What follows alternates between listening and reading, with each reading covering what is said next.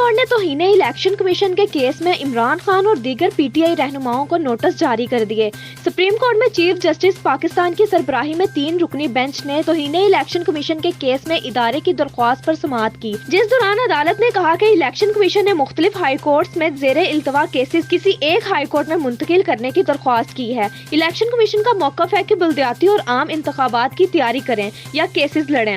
عدالت نے کہا کہ election commission of Pakistan supreme court کے حکم سے کیسز یکجا کرنے کی عدالتی نظائر بھی پیش کی۔ چیئرمین پاکستان پیپلز پارٹی اور وزیر خارجہ بلاول بھٹو زرداری نے قوم کو خوشخبری سناتے ہوئے اعلان کیا ہے کہ برطانیہ نے پاکستان کو رسک تھریٹ ممالک کی فہرست سے نکال دیا ہے۔ سماجی رابطوں کی ویب سائٹ ٹویٹر پر اپنا پیغام جاری کرتے ہوئے بلاول بھٹو نے کہا کہ برطانیہ نے پاکستان کو ہائی رسک تھریٹ ممالک کی فہرست سے نکال دیا ہے۔ Financial action task force FATF کے ایکشن پلانز پر جلد عمل کے نتیجے میں برطانیہ نے یہ اقدام کیا ہے۔ بلاول بھٹو زرداری نے مزید کہا کہ برطانیہ نے یہ اقدام 31 اکتوبر کے فیٹف کے فیصلے کے نتیجے میں کیا ہے۔ الیکشن کمیشن آف پاکستان نے کراچی میں بلدیاتی انتخابات کے حوالے سے فیصلہ محفوظ کر لیا۔ چیف الیکشن کمیشن سکندر سلطان راجہ کی سربراہی میں 5 رکنی بینچ نے کراچی میں بلدیاتی انتخابات کے حوالے سے سماعت کی، جس سلسلے میں پیپلز پارٹی کے نمائندے مرتضی وہاب، جماعت اسلامی کے حافظ نعیم الرحمان اور MQM کے وسیم اختر کمیشن میں پیش ہوئے، جبکہ چیف سیکرٹری IG سندھ اور سیکرٹری لوکل باڈی بھی الیکشن کمیشن میں پیش ہوئے۔ اسپیشل سیکرٹری الیکشن کمیشن ظفر اقبال نے کمیشن کو بتایا کہ سیلاب کے باعث بلدیاتی انتخابات کو ملتوی کیا گیا۔ حکومت سندھ نے 90 روز کے لیے بلدیاتی انتخابات ملتوی کرنے کی منظوری دی ہے۔ الیکشن کمیشن کراچی میں الیکشن کرانے کے لیے تیار ہیں۔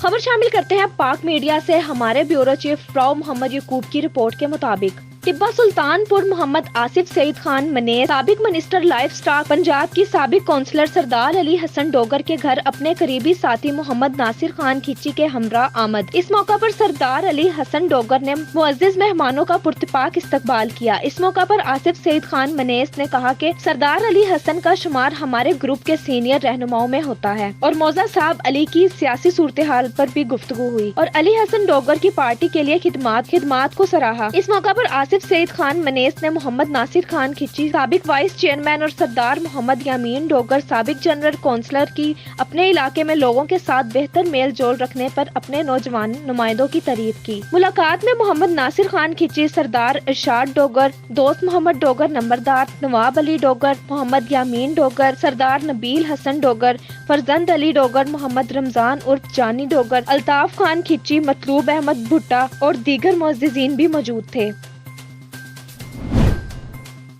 خبر شامل کرتے ہیں پاک میڈیا سے۔ ہمارے بیورو چیف راؤ محمد یعقوب کی رپورٹ کے مطابق لگتا نہیں ہم مسلمان ہیں اور اسلامی جمہوریہ پاکستان میں رہ رہے ہیں۔ میونسپل کارپوریشن کے اہلکار کوڑے والی ٹرالی میں لاوارث ڈیڈ باڈی کو لائے، لاش کو ٹرالی سے گھسیٹ کر نیچے کھینچا اور گڑھا نما قبر تک گھسیٹتے رہے۔ اہلکار نے بغیر جنازہ ڈیڈ باڈی کو گڑھے میں ڈال کر مٹی ڈال دی۔ شہری نے لاش کے ساتھ جانوروں سے بدتر سلوک کی ویڈیو بنا کر وائرل کر دی۔ ویڈیو میں اہلکار کو کوڑے کی ٹرالی سے لاش گھسیٹ کر نیچے اتارتے دیکھا جا سکتا ہے اور ویڈیو میں لاش کو زمین پر گھسیٹ کر بغیر نماز جنازہ دفنایا جا رہا ہے۔